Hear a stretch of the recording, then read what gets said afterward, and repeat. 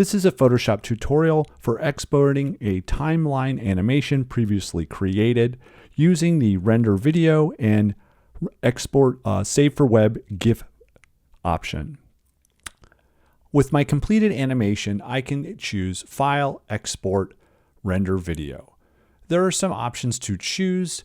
You want to set where your export is going by selecting a folder. You'll want to also select an encoder in the format, typically H.264, which will give you an MP4.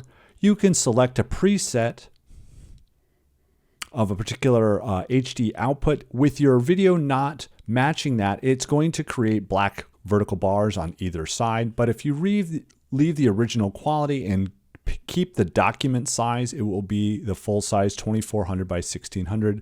But here as well, you could also choose to convert to HD 1080p. I'm going to select that and leave it as high quality. I'm going to select render. And now that you'll see that my video has been created. You'll see the black bars that were filled in for the 1080p video. Next, I'm going to export this as an animated GIF. I'm going to choose File, Export, Save for Web. This interface takes a bit of time to load as it's creating a frame-by-frame animation based on all the frames of your video. With the video open, the first thing you'll want to do is you may choose to have it be a smaller size. I'm going to choose this to be 1000 width and tab, so that'll make a change. Again, this will take a little bit of time because it's resizing all the frames. In this case, there are 77 frames as shown here.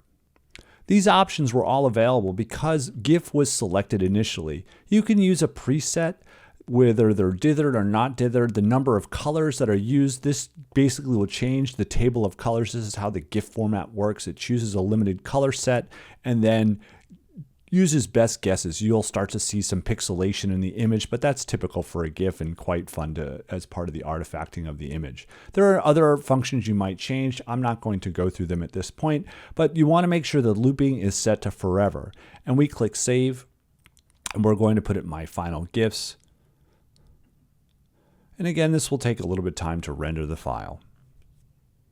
Now we can see the final GIF, and this, unlike the video, will loop automatically again and again.